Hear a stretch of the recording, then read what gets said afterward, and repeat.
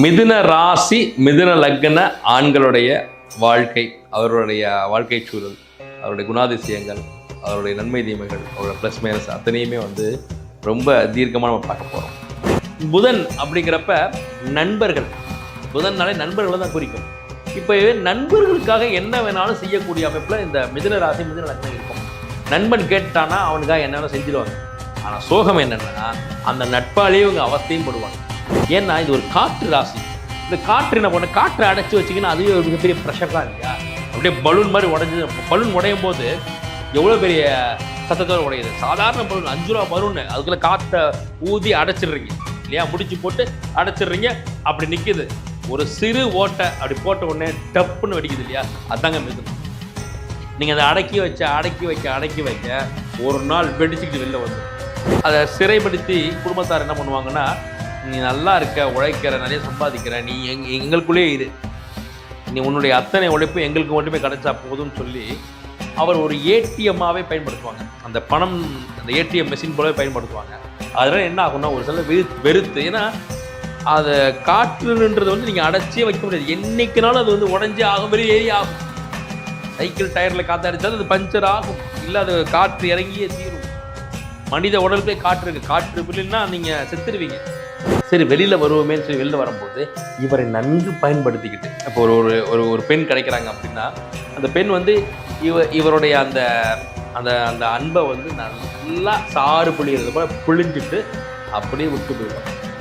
அப்போ திருப்பி அவமானப்பட்டு ஏமாற்றத்தை அனுபவித்து திருப்பி அவங்க மீண்டும் தன்னுடைய சிறைக்கு போகும்போது, குடும்பத்துக்குள்ளே போகும்போது இன்னும் பெரிய அவமானம் தான். நீங்கள் கமெண்ட்ஸை தெரிவிங்க.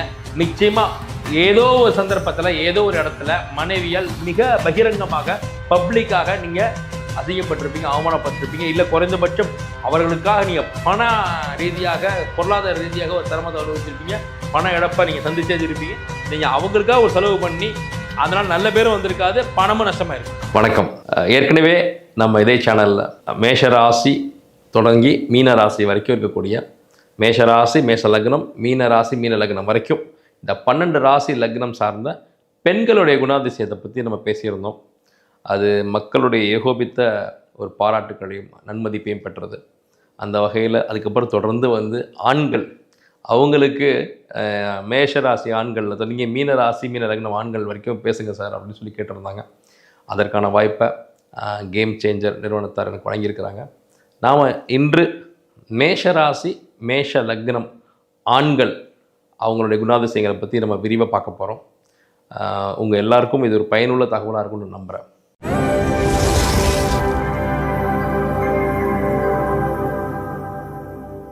வணக்கம். இன்று மிதுன ராசி மிதுன லக்ன ஆண்களுடைய வாழ்க்கை, அவருடைய வாழ்க்கை சூழல், அவருடைய குணாதிசயங்கள், அவருடைய நன்மை தீமைகள், அவருடைய ப்ளஸ் மைனஸ் அத்தனையுமே ரொம்ப தீர்க்கமாக நம்ம பார்க்க போகிறோம். அப்போ மிதுன ராசி மிதுன லக்னம் அப்படிங்கிறப்ப இது ஒரு புதன் ராசி, இது ஒரு காற்று ராசி, இது ஒரு உபய ராசி, காமத்திரிகோண ராசி. இப்போ காமத்திரிகோணம் அப்படிங்கிறப்ப அதை நேரடியாக செக்ஸ் சம்மந்தப்பட்டு மட்டுமே நம்ம அதை அணுகிற வேண்டாம்.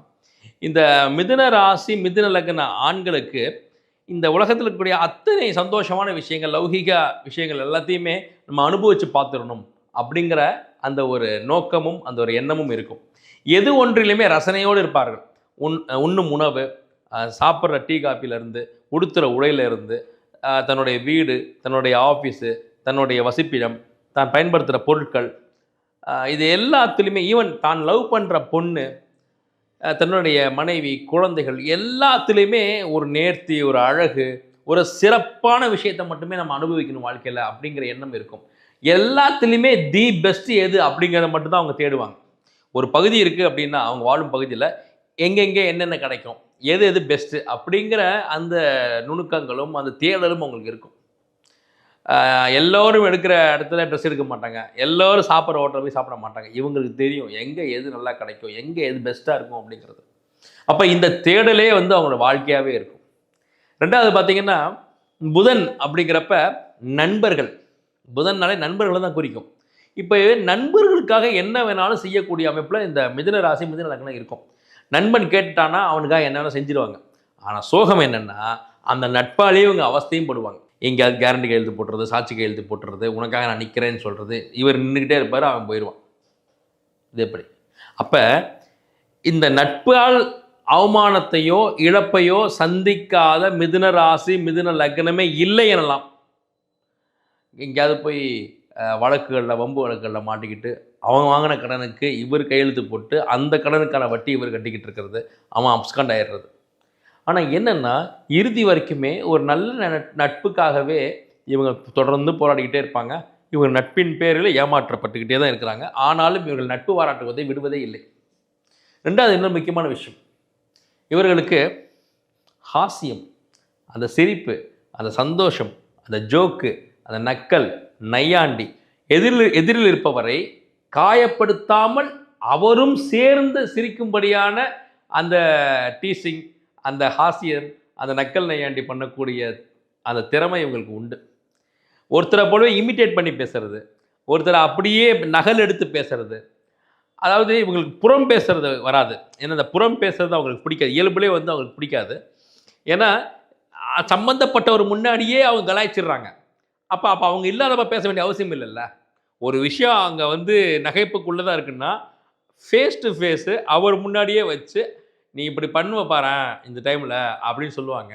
அப்போ அது புறம் பேசுவதாகவோ புரணி பேசுவதாக இல்லாமல் ஒரு குழுவில் ஒரு நட்பின்பால் எல்லாரையுமே தன்னை சுற்றி இருப்பவர்கள் எல்லாரையுமே சந்தோஷப்படுத்திக்கிட்டே இருக்கக்கூடிய அந்த வல்லமே அவர்களுக்கு இருக்கும். இது எவ்வளோ பெரிய மேன்மையான பண்புங்கிறத ஒரு மிதுன ராசியோட பயணிக்கக்கூடிய அந்த அன்பர்களுக்கு தான் தெரியும். இதனாலே பார்த்தீங்கன்னா இவங்க எப்போவுமே வாழ்ந்தா இவரை மாதிரி வாழணும்ப்பா, எப்போவுமே சிரிச்சுட்டே இருக்காரு, நம்மளையும் சிரிக்க வச்சிடறாரு, இவருக்கு கவலைகளோ சோகமோ கஷ்டங்களோ இருக்கவே இருக்காது போல அப்படின்னு நமக்கு தோணக்கூடிய அளவுக்கு அவருடைய தோற்றமும் அவருடைய செயல்பாடுகளும் இருக்கும். ஆனால் இந்த மிதுன ராசி ஆண்களுடைய பண்பு எப்படின்னா, அவங்களுக்கு போராட்டங்கள் இருக்கும், கஷ்டங்கள் இருக்கும், வேதனைகள் இருக்கும். ஆனால் அதையே வெளியே காட்டிக்கணும். எப்பவுமே ஹாப்பியாக இருப்போம், நம்ம படுற கஷ்டத்தை படுவோம், உழைக்கிற உழைப்பை கொடுப்போம், அது ஒரு தனி ட்ராக்கு. அதற்காக அன்றாட வாழ்க்கையில் இருக்கக்கூடிய சந்தோஷங்கள் நாம் ஏன் இழக்கணும் அப்படிங்கிற அந்த எண்ணம் இருக்கும். அதனாலே பார்த்தீங்கன்னா வாழ்க்கையை இந்த மிதுன ராசி மிதுன லக்ன ஆண்கள் அணுகுவதை போல வேற யாராலுமே அணுக முடியாது. எதுலையுமே ஒரு நகைச்சுவை, எதுலையுமே ஒரு ஹாஸ்யம், எதுலையுமே ஒரு நக்கல் நையாண்டி இருக்கும்போது அந்த கஷ்டத்தை கூட சிரிச்சுக்கிட்டே சொல்லுவாங்க. இப்படிதான் அன்றைக்கி போனேன், பெருசாக ஏமாற்றிட்டான்ப்பா, 10 லட்ச ரூபா போச்சு. அப்போ 10 லட்ச ரூபா போச்சுங்கிறத எப்படி ஒரு மனிதனால் வந்து அப்படி சொல்ல முடியும்? அதற்கான ரணத்தை அனுபவிச்சிருப்பாங்க. ஆனால் சொல்லும் போது அப்படி சொல்லிடுவாங்க. அப்போ உண்மையிலே கஷ்டப்பட்டு சொல்கிறாரா இல்லை உண்மையிலே அது ஒரு பெரிய இஷ்யூவா இல்லையான்னு நமக்கே சந்தேகம் வந்துடும். அவங்க வாழ்க்கையை அப்படி தான் பார்க்குறாங்க. தன் குடும்பத்தில் தனக்கு நடக்கக்கூடிய அநீதியை கூட அவங்க அந்த காமெடியாகவே சொல்லுவாங்க. ஏன்னா இது ஒரு காற்று ராசி. இந்த காற்று என்ன பண்ண, காற்றை அடைச்சி வச்சிங்கன்னா அதுவே ஒரு மிகப்பெரிய ப்ரெஷர் தான் இல்லையா? அப்படியே பலூன் மாதிரி உடஞ்சி, பலூன் உடையும் போது எவ்வளோ பெரிய சத்தத்தோடு உடையுது. சாதாரண பலூன் 5 ரூபா பலூன்னு அதுக்குள்ளே காற்றை ஊதி அடைச்சிடுறீங்க இல்லையா? முடிச்சு போட்டு அடைச்சிடுறீங்க, அப்படி நிற்கிது. ஒரு சிறு ஓட்டை அப்படி போட்ட உடனே டப்புன்னு வெடிக்குது இல்லையா? அதாங்க மிதுனம். நீங்கள் அதை அடக்கி வைக்க ஒரு நாள் வெடிச்சுக்கிட்டு வெளில வந்துடும். அதை சிறைப்படுத்தி குடும்பத்தார் என்ன பண்ணுவாங்கன்னா, நீ நல்லா இருக்க, உழைக்கிற, நிறைய சம்பாதிக்கிற, நீ எங்களுக்குள்ளேயே இரு, நீ உன்னுடைய அத்தனை உழைப்பு எங்களுக்கு மட்டுமே கிடைச்சா போதும்னு சொல்லி அவர் ஒரு ஏடிஎம்மாகவே பயன்படுத்துவாங்க. அந்த பணம் அந்த ஏடிஎம் மெஷின் போலவே பயன்படுத்துவாங்க. அதனால் என்ன ஆகும்னா ஒரு சில வெறுத்து, ஏன்னா அதை காற்றுன்றது வந்து நீங்கள் அடைச்சே வைக்க முடியாது. என்றைக்குனாலும் அது வந்து உடஞ்சே ஆகும், வெளியேறி ஆகும். சைக்கிள் டயரில் காற்று அடித்தாலும் அது பஞ்சர் ஆகும், இல்லை அது காற்று இறங்கியே தீரும். மனித உடலுக்கே காற்று இருக்குது, காற்று இல்லைன்னா நீங்கள் செத்துருவீங்க. அப்போ காற்றுங்கிறது வெளியேறி ஆக வேண்டும். இவர்கள் வெளியேறுவார்கள். அப்போ இவர்கள் என்ன நடக்கும்னா, வீட்டிலையுமே அவரை சிறைப்படுத்தி வச்சு அவரை வந்து அவமானப்படுத்துறது, அவரை வந்து பப்ளிக்காக வந்து அவரை வந்து அவமரியாதை பண்ணுறதுன்னு இருக்கும்போது வீட்டை வெறுப்பார். சரி வெளியில் வருவோமேன்னு சொல்லி வெளில வரும்போது இவரை நன்கு பயன்படுத்திக்கிட்டு, இப்போ ஒரு பெண் கிடைக்கிறாங்க அப்படின்னா அந்த பெண் வந்து இவருடைய அந்த அந்த அந்த அன்பை வந்து நல்லா சாறு பிழிகிறது போல் பிழிஞ்சிட்டு அப்படியே விட்டு போயிடுவாங்க. அப்போ திருப்பி அவமானப்பட்டு ஏமாற்றத்தை அனுபவித்து திருப்பி அவங்க மீண்டும் தன்னுடைய சிறைக்கு போகும்போது, குடும்பத்துக்குள்ளே போகும்போது இன்னும் பெரிய அவமானம் தான். நாங்கள் உன்னை வந்து சிறைப்படுத்தி வச்சோம்னு சொல்ல மாட்டேன், நாங்கள் உன்னை அரவணைச்சு வச்சுருந்தோம், எங்களுடைய கையை மீறி நீ வெளில போன, இப்போ நீ அசிங்கப்பட்டு ஏமாற்றப்பட்டு நீ வந்து தூற்றப்பட்டு திருப்பி வந்திருக்கியே, இனிமேல் உனக்கு விடுதலையே கிடையாது, சிறை தான் உனக்கு அப்படின்னு நினச்சிருவாங்க. வாழ்க்கையே வந்து நம்ம ஏமாற்றப்பட்டுட்டு நம்ம வந்து இப்படி சிறைப்பட்டே வாழணுமா அப்படிங்கிற மன அழுத்தத்திலே வாழ்கிறது எல்லாமே இந்த மிதுன ராசி மிதுன லக்னம் தான். இவர்களுக்கு வந்து இந்த புதன் அப்படிங்கிறப்ப தன்னுடைய மனைவி மீது அலாதி அன்பும் பிரியமும் வச்சுருப்பாங்க. மனைவிக்காக எதை வேணாலும் செய்யக்கூடிய அமைப்பில் இருப்பாங்க.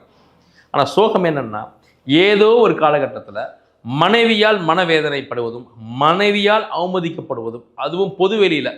இந்த மிதுனத்தை பொறுத்த வரைக்கும் தனியாக கூட்டிகிட்டு போய் ஒரு ரூமில் வச்சு, நீ இந்த மாதிரி பண்ணிட்ட, எனக்கு ரொம்ப கஷ்டமாக இருக்குது, நீ இனிமேல் பண்ணாத, எனக்கு இதில் வந்து கருத்து வேறுபாடு இருக்குது, நம்ம 2 பேருக்கு டிஃப்ரென்ஸ் ஆஃப் ஒப்பீனியன் இருக்குது, இது கொஞ்சம் என்னென்ன பாரு அப்படின்னு சொன்னாங்கன்னா நிச்சயமாக அதில் கருத்து ஏற்றுக்கொள்வார்கள். ஆனால் மிதுன ராசி மிதுன லக்ன ஆண்கள் நீங்கள் கமெண்ட்ஸை தெரிவிங்க, நிச்சயமாக ஏதோ ஒரு சந்தர்ப்பத்தில் ஏதோ ஒரு இடத்துல மனைவியால் மிக பகிரங்கமாக பப்ளிக்காக நீங்கள் அசிங்கப்பட்டிருப்பீங்க, அவமானப்பட்டிருப்பீங்க. இல்லை குறைந்தபட்சம் அவர்களுக்காக நீங்கள் பண ரீதியாக பொருளாதார ரீதியாக ஒரு சிரமத்தை அனுபவிச்சிருப்பீங்க, பண இழப்பை நீங்கள் சந்திச்சே இருப்பீங்க.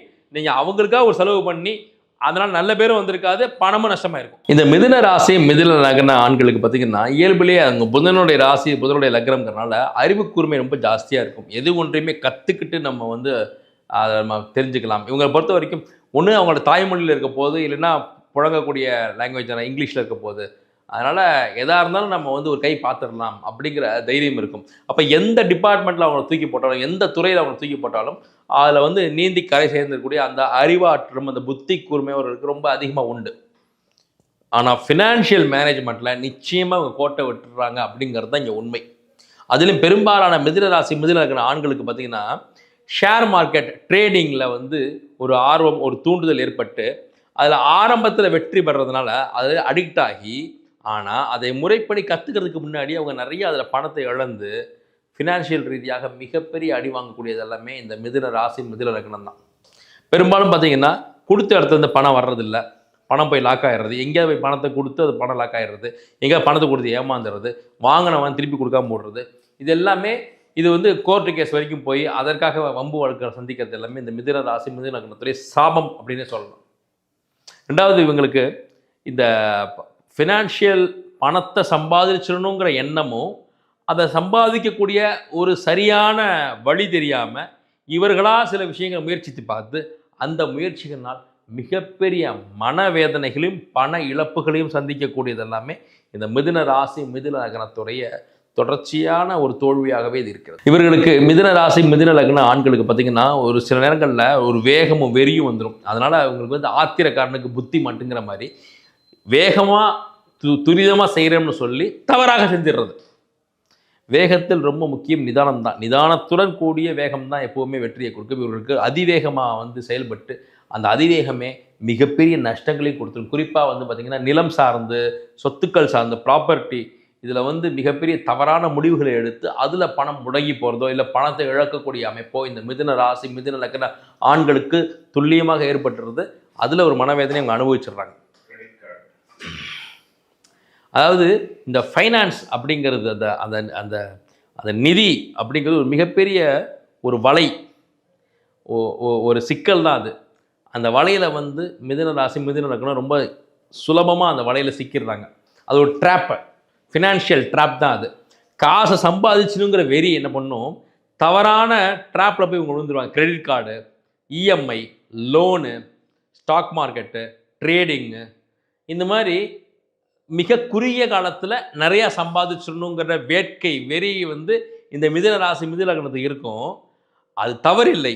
ஆனால் அதற்கான சூட்சுமங்கள் தெரிஞ்சுக்கிறதுக்கு முன்னாடியே அப்படியே அவசர கதியில் போய் அதில் விழுந்து அத்தனையும் விழுப்புண்ணாகி அத்தனையும் இழந்து மீண்டும் தன் குடும்பத்தார் மத்தியிலையும் தன் சுற்றத்தார் மத்தியிலும் அவமானப்பட்டு நிற்கக்கூடியது எல்லாமே இந்த மிதுன ராசி மிதுன லக்னம் தான். ஸோ இப்போ இந்த காணொலி பார்க்குறீங்க அப்படின்னா அப்போ நம்ம இப்படி தான் இருக்க போகிறோமா, நம்ம இப்படி தான் கஷ்டப்படுவோமான்ற முடிவுக்கு நீங்கள் வந்துட வேண்டாம். எதுக்கு இந்த வீடியோஸும் நாங்கள் தர்றோம் அப்படின்னா, இது வரைக்கும் நீங்கள் இந்த மாதிரி தவறுகளில் இருந்தீங்கன்னா இனி வரும் காலங்களில் இந்த வீடியோ உங்களுக்கு மைண்டில் ஒழிச்சுக்கிட்டே இருக்கணும். என்னுடைய முகமும் என்னுடைய வார்த்தைகளும் இந்த சேனலும் உங்களுக்கு அப்படியே ஞாபகம் வந்துக்கிட்டே இருக்கணும். அப்போ நீங்கள் எப்பெல்லாம் வந்து ஒரு முடிவு எடுக்கிறீங்களோ அப்போ நீங்கள் நிதானமாக எடுக்கணும், நிதானமாக செயல்படணும்.